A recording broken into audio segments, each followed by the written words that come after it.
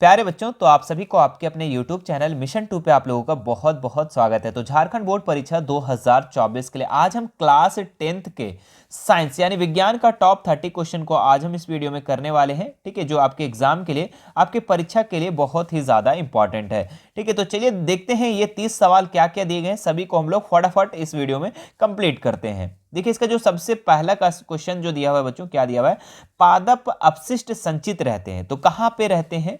ठीक है, कोशिकीय रिक्तिकाओं में, पत्तियों में, छाल में, या इनमें से सभी। तो पादप जो अपशिष्ट रहता है बच्चों, ये तीनों के जगहों पे रहता है। ठीक है, कोशिका रिक्तिकाओं के जगह में भी, ठीक है, और पत्तियों में भी और छाल में भी, यानी कि इनमें से सभी जो हो जाएगा ना, इसका बिल्कुल सही हो जाएगा। ठीक है, ऑल ऑफ दीज। आगे बढ़ते हैं हम लोग नेक्स्ट सवाल, दूसरा नंबर जो सवाल है। ठीक है, जो इंग्लिश वाले होंगे, इंग्लिश का भी क्वेश्चन नीचे लिखा हुआ है, वो आप देख सकते हैं। ठीक है, क्या है? सामान्य अनुशिथिलन रक्तदाब होता है। तो सामान्य बच्चों, ठीक है, जो नॉर्मल जो होता है अनुशिथिलन रक्तदाब, वो आपका 80 mm होता है। ठीक है, तो ऑप्शन नंबर डी इसका राइट हो जाएगा। ठीक है, और पराकुंचन बोल दिया बच्चों, तो क्या हो जाएगा? वो आपका 120 हो जाएगा। तो दोनों चीजों को आपको अच्छे से याद रखना है। अगला देखिए, मनुष्य।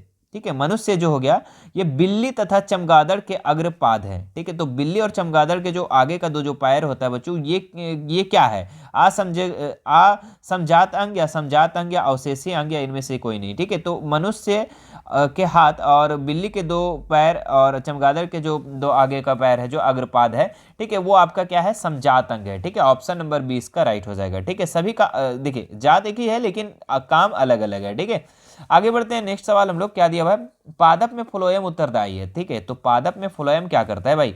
ठीक है, तो देखिए, ये फ्लोएम और जाइलम जो है ना, ये संवहन उत्तक है। ठीक है, ये एक जगह से दूसरे जगह ले जाने का, आने का काम करता है। ठीक है, तो जल संवहन करता है, एमिनो अम्ल संवहन करता है, या फिर ऑक्सीजन संवहन करता है, या भोजन संवहन करता है। ठीक है, तो फ्लोएम जो है ना बच्चों, ये आपका भोजन संवहन करता है।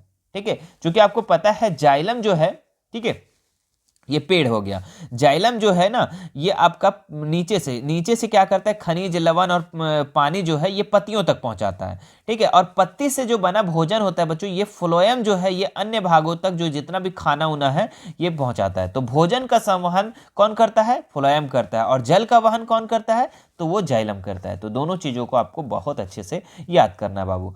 ठीक है, देखो अगला सवाल क्या है बाबू दिया हुआ है। देखो, एक वयस्क मनुष्य के कितने दांत होते हैं? कितना लॉलीपॉप सवाल बोला है, बताओ। एकदम लॉलीपॉप सवाल है। ठीक है, मतलब वयस्क के कितने दांत होते हैं एक मनुष्य के? तो 32 दांत होते हैं भाई। ठीक है, ऑप्शन नंबर सी इसका राइट हो जाएगा। ठीक है, और यही सवाल अगर बोलता दूध दांत कितने होते हैं, तो वो आप 20 लिखना है। ठीक है, याद रखना। आगे देखते हैं हम लोग, एंड्रोजन क्या है? ठीक है, तो एंड्रोजन क्या है बच्चों? नर लिंग हार्मोन, मादा लिंग हार्मोन, या पाचक रस है, या फिर इनमें से सभी। तो एंड्रोजन जो है बच्चों, ये आपका नर लिंग हार्मोन है। ठीक है, याद रखिएगा। ठीक है, और एक होता है एस्ट्रोजन, ठीक है, जो कि मादा लिंग हार्मोन होता है। तो दोनों चीजों को याद रखना। देखो, दोनों में कुछ ज्यादा अंतर नहीं है। ये एंड्रोजन है और वो आपका एस्ट्रोजन होगा। ठीक है, हम लिख दे रहे हैं आपको कैसे रहेगा। सो एस्ट्रोजन। ठीक है, तो दोनों में बस थोड़ी सा अंतर है, आपको याद रखना है। ठीक है, नर लिंग हार्मोन एंड्रोजन और मादा लिंग हार्मोन एस्ट्रोजन। ठीक है, आगे बढ़ते हैं हम लोग नेक्स्ट सवाल। न्यूरॉन का वह हिस्सा जहां जानकारी हासिल की जाती है। तो न्यूरॉन, ठीक है, आपको पता है कोशिका, मानव शरीर का सबसे लंबी कोशिका क्या है? न्यूरॉन है ना, तंत्रिका कोशिका। ठीक है, तो ये देख लीजिए क्या हो जाएगा इसका? न्यूरॉन का वह हिस्सा जहां जानकारी हासिल की जाती है, तो डेंट्रा क्या हो जाएगा? डेंड्राइट। ठीक है, यानी कि ऑप्शन नंबर सी इसका सही हो जाएगा। ठीक है, चलिए आगे देखते हैं हम लोग। आनुवांशिकता का सिद्धांत किसने प्रस्तावित किया बच्चों? तो याद रखिएगा आपका ग्रेगर जॉन मेंडल। ठीक है, ऑप्शन नंबर सी इसका सही हो जाएगा।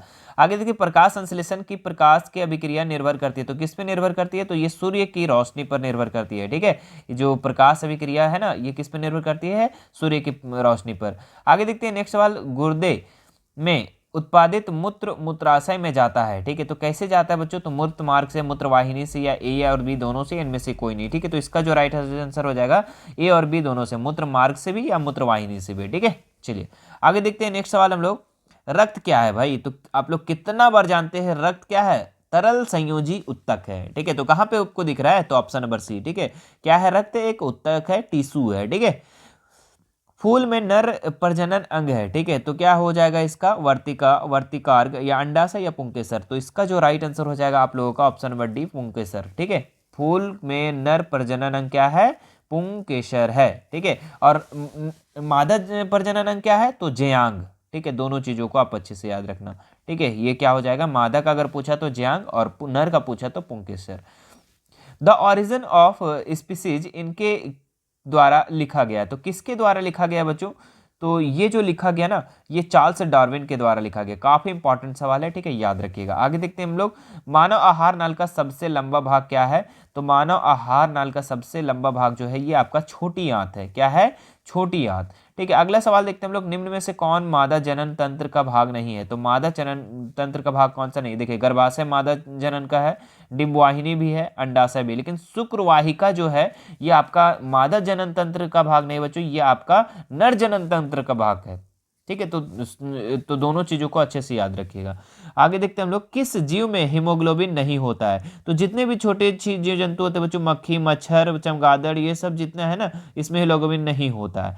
तो यहाँ पे आप देख सकते हैं कि मक्खी में जो है बच्चों हीमोग्लोबिन नहीं होता है। जैसे कि आप लोग को मच्छर जब काटता है बच्चों, ठीक है, मान लो मच्छर में आपका हीमोग्लोबिन नहीं होता है। ठीक है, जब मच्छर काटता है तो आप उसको मारते हो, ठीक है, मारते हो तो क्या होता है, लाल कलर निकलता है, तो वहां से ब्लड निकलता है। लेकिन जो मच्छर खून नहीं पिया है तो उसमें देखते हैं उसको मारते हैं तो कुछ नहीं निकलता है, तो उसमें चूंकि हीमोग्लोबिन होता ही नहीं है ना। अगला सवाल देखिए यहाँ पे, मनुष्य में श्वेत रक्त कोशिकाओं की जीवन अवधि कितनी होती है। तो 12 से 20 दिन, याद रखिएगा। और लाल रक्त बोलेगा तो 120 दिन। ठीक है, चलिए आगे देखते हैं। नेक्स्ट सवाल हम लोग क्या दिया हुआ, अगला सवाल, प्रसिद्ध पुस्तक द माइक्रोग्राफिया किनके द्वारा लिखी गई थी। ठीक है, तो माइक्रोग्राफिया जो लिखी गई थी ये लिखी गई थी रॉबर्ट हुक के द्वारा। ठीक है, ऑप्शन नंबर सी इसका राइट हो जाएगा। पौधों और पशुओं की कोशिकाओं का वैज्ञानिक अध्ययन क्या कहलाता है।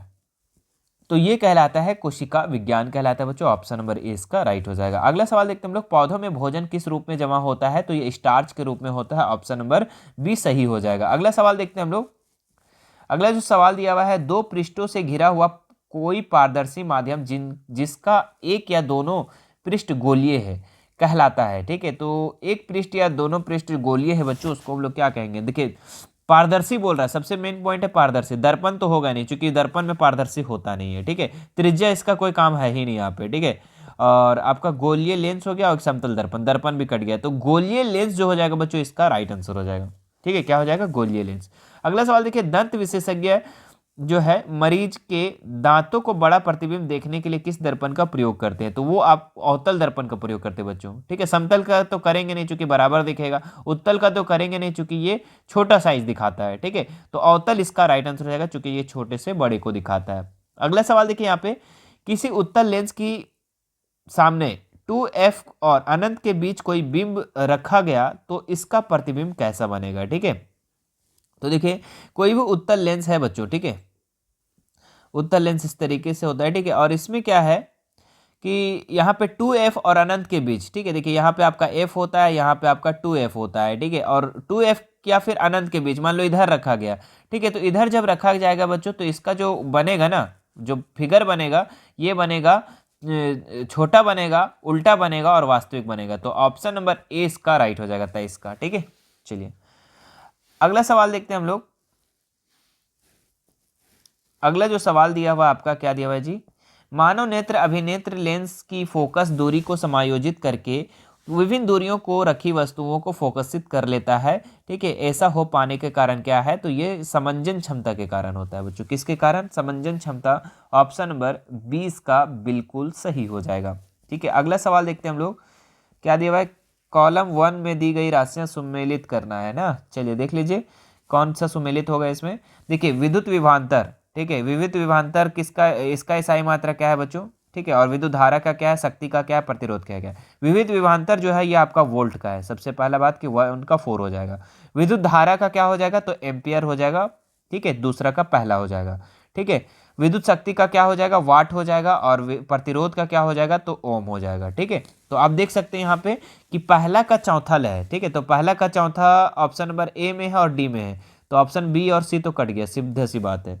अब दो ऑप्शन में देखो, फिर उसके बाद बोला विद्युत धारा पहला के साथ है, तो विद्युत धारा जो दूसरा जो है पहला के साथ, तो दूसरा दूसरा दूसरा दूसरा दूसरा जो है बच्चों आपका पहला के साथ, यहाँ पे दूसरा का दूसरा दे दिया है, तो ये भी कट गया। मतलब कि यहाँ पे ऑप्शन नंबर डी जो हो जाएगा सही हो जाएगा। बाकी आप मिला सकते हैं, तीसरा का दूसरा हो गया, तीसरा का दूसरा और चौथा का तीसरा, ठीक है। तो यानी कि ऑप्शन नंबर डी इसका राइट हो जाएगा। सभी का आप एसआई मात्रक याद रखिएगा बच्चों, ठीक है। आपका ऑब्जेक्टिव सब्जेक्टिव सभी के लिए ये इंपॉर्टेंट है।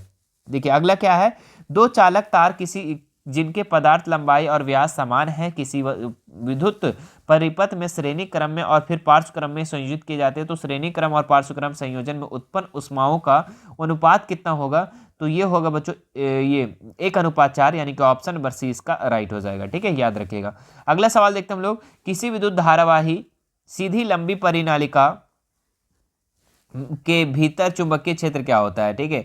तो परिनालिका के भीतर बोल रहा है बच्चों, तो भीतर में जो होता है ना ये सभी बिंदुओं पर समान होता है, समांतर होता है, ठीक है। ऑप्शन नंबर डी इसका राइट हो जाएगा, बराबर होता है। अगला सवाल देखिए, बेंजीन का समान संरचना सूत्र क्या है, तो बेंजीन का सूत्र क्या होता है आपको पता है, आपको होता है इसका सूत्र C6H6, ठीक है। क्या होता है C6H6।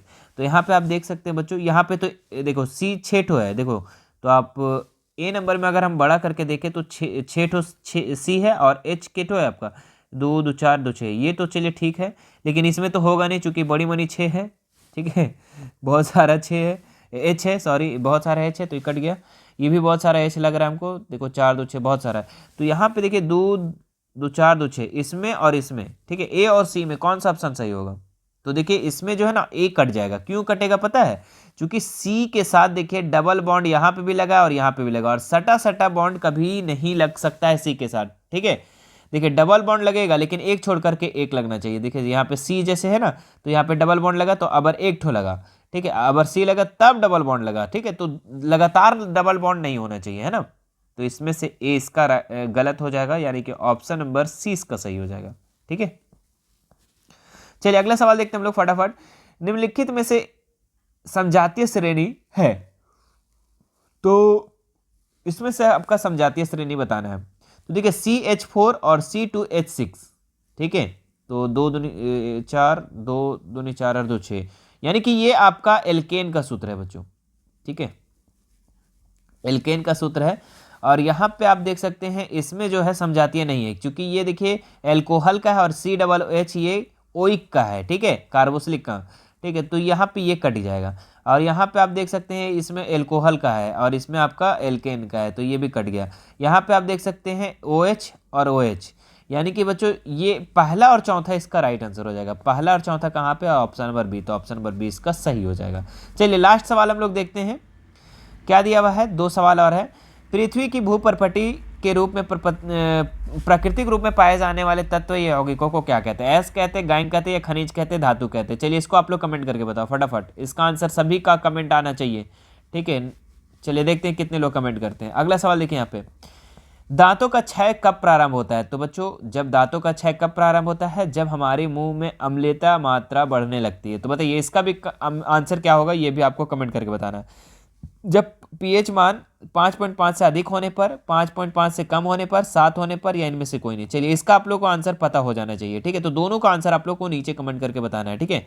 एक आप लोग का 30 और 30 है, ठीक है। तो आप इसका आंसर कैसे करोगे पता है, आप लिखना 30 और 30A, ठीक है, इस तरीके से आप लिखना। चाहे अगर आप क्वेश्चन लिखना चाहते हैं तो क्वेश्चन लिख करके इसका कमेंट करो, ठीक है। वीडियो कैसा लगा मेरे प्यारे बच्चों, ठीक है, वीडियो अच्छा लगा तो हमारे इस वीडियो को लाइक करें, शेयर करें और दबा के शेयर कर दें, ठीक है, शेयर करें और कमेंट करें, ठीक है, प्यारा सा। बाकी कोई दिक्कत है, हमारा इंस्टाग्राम, टेलीग्राम, व्हाट्सएप ग्रुप सभी का लिंक डिस्क्रिप्शन में दिया हुआ। अगर आप प्यारे बच्चों आप सभी सब्जेक्ट का तैयारी करना चाहते हैं तो साइंस का अलग प्लेलिस्ट बना दिए हैं, सोशल साइंस SST का अलग बना दिए, मैथ का अलग बना दिए, सब प्लेलिस्ट को आप देख करके और अपना तैयारी को बेहतर बना सकते हैं। चलिए फिर मिलते हैं नेक्स्ट वीडियो में, थैंक यू सो मच।